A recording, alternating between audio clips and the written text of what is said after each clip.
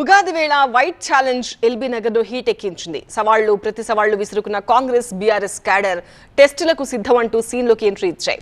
పోటాపోటీ నినాదాలతో చూస్తుండగానే సిచ్యువేషన్ రణరంగంగా మారిపోయింది. వాగ్వాదం, తోపులాట, ఘర్షణతో ఇరు వర్గాలను కట్టడి చేయడం పోలీసులకు తలనొప్పిగా మారింది. హైదరాబాద్ ఎల్బీ నగర్ పండగ పూట రాజకీయ పోరాటానికి వేదికగా మారింది. మొయినాబాద్ డ్రగ్స్ ఎపిసోడ్ తో సే నో టు డ్రగ్స్ నినాదం ఎత్తుకున్న స్థానిక కాంగ్రెస్ నేతలు బీఆర్ఎస్ నాయకులకు వైట్ ఛాలెంజ్ విసిరారు. ఛాలెంజ్ ను స్వీకరించిన బీఆర్ఎస్ నేతలు తరలి రావడంతో టెన్షన్ వాతావరణం క్రియేట్ అయింది. ఇరు వర్గాలు పరస్పరం నినాదాలు చేసుకుంటూ ముందుకెళ్లడంతో ఉద్రిక్తత నెలకొంది.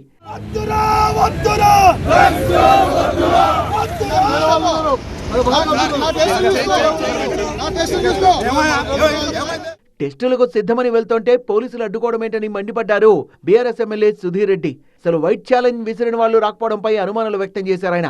మేమన్నా అక్కడికి వస్తాం, లేదు వాళ్ళని ఇక్కడ రమ్మని, ఎక్కడ లేకుండా టెస్ట్ చేయించకుండానే వాళ్ళు పంపడం జరిగింది.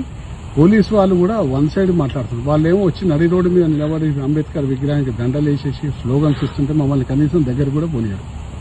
సరే పోనీయకపోతే మరి మధు యాష్కి మల్లెడ్డి రంగారెడ్డి వస్తున్నారు, మరి వాళ్ళు రాకపోయా అంటే వాళ్ళు డ్రగ్ టెస్ట్ కు భయపడి రాలేదా, ఆల్రెడీ డ్రగ్స్ తీసుకొని ఉన్నారా, లేకపోతే మరి ఏం చేస్తున్న సంగతి వాళ్ళే స్వయంగా చెప్పాలి. రాజకీయాల పేరుతో ఎమ్మెల్యే సుధీర్ రెడ్డి పిల్లల్ని డ్రగ్స్ కి బానిసల్ని చేశారని ఆరోపించారు తెలంగాణ యూత్ కాంగ్రెస్ అధ్యక్షుడు శివచరణ్.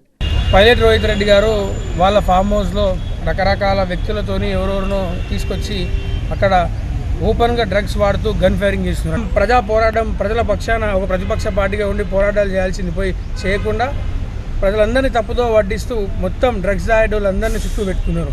ముఖ్యంగా ఎమ్మెల్యే సుధిరెడ్డి గారు ఇందాక మాట్లాడుతున్నారు, వాళ్ళు రాలేదు వీళ్ళు రాలేదు అంటే, డ్రగ్ రాష్ట్ర సమితిలో ఉన్నావు, నువ్వు ఎమ్మెల్యే కాబట్టి నువ్వు నీ రాజకీయ జీవితమే యువతను గంజాయికి బానిస చేసి, డ్రగ్స్కి బానిస చేసి, మత్తుకు బానిస చేసి ఈ నియోజకవర్గంలో ఎంతోమంది యువకులు ఆయనతో 2004 నుంచి తిరిగిన వాళ్ళు ఇప్పుడు కనిపించట్లేదు.